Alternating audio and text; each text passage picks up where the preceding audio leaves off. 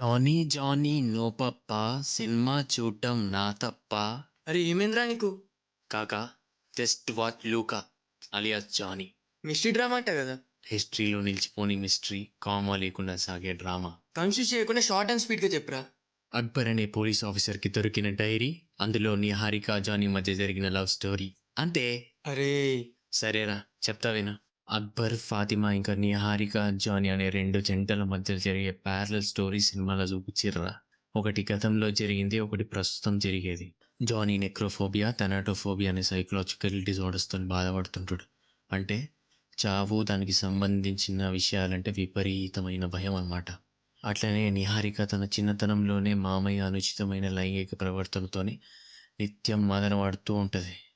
Scrap artist అయిన Johnny, research scholar అయిన నిహారిక ఎట్లా కలిసిర్రు, వాళ్ళ మధ్యలో ఏం జరిగిందన్నది అసలు కథ అయితే. అక్బర్ ఫాతిమా జంట, నిహారిక జానీ జంట కథను తెలుసుకోవడం వల్ల డైవర్స్ తీసుకోవాలనే వాళ్ళ ఆలోచన ఎలా ప్రభావితమైందనే అంశం చుట్టూ కథ సాగుతూ ఉంటుంది.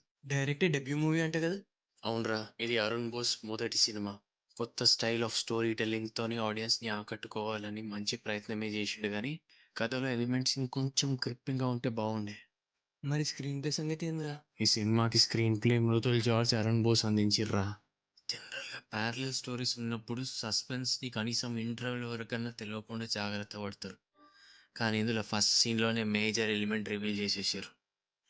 ఆ తర్వాత మిస్టరీకి కావాల్సిన ఆ థ్రిల్ని ఏమాత్రం క్రియేట్ చేయలేకపోయారు. అక్కడక్కడ మిస్డైరెక్ట్ చేసిరు, కానీ అవి ఇప్పటి ఆడియన్స్ అబ్బా వీడు కాదులేరా అని గెస్ చేసేటట్టు ఉంటుంది. ఒక్కొక్కసారి సినిమా మొత్తం స్లో మోషన్లో తీసినరా అని కూడా అనిపిస్తుంటుంది. ఓన్లీ క్లైమాక్స్ మాత్రం కొంచెం కొత్తగా ఉంటుంది, కానీ అది కూడా పూర్తిగా కన్విన్సింగ్గా అనిపించదు. మరి విజువల్స్ ఎట్లున్నాయి? దీని సినిమాటోగ్రఫర్ నిమిష్ రవిరా. కలర్ ప్యాలెట్ కానీ ఫ్రేమింగ్ కానీ ఎక్సలెంట్ రా. ఈయన మాత్రం ఆయన పనికి పూర్తి స్థాయిలో న్యాయం చేసిండ్రా. మరి ఎడిటింగ్ అయినా క్రిస్ప్గా ఉందా? దీని ఎడిటర్ నిఖిల్ వేణురా. సినిమా ఒక్కొక్కసారి బబుల్ గమ్ సాగినట్టు సాగుతుంటుందిరా. కొన్ని సీన్స్ చూసినప్పుడు అయితే స్కూల్లో నాన్ డీటెయిల్స్ చదివినప్పుడు ఫీలింగ్ ఉంటుంది చూడు, సేమ్ ఫీలింగ్.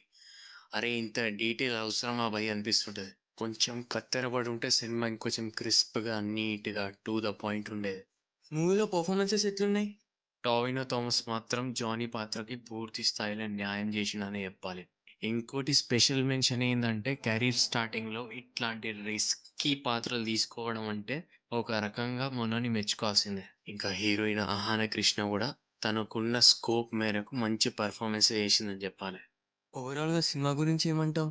కథతో పాటు కథనం కూడా బలంగా ఉంటేనే సినిమా సక్సెస్ఫుల్ అవుతుందంట.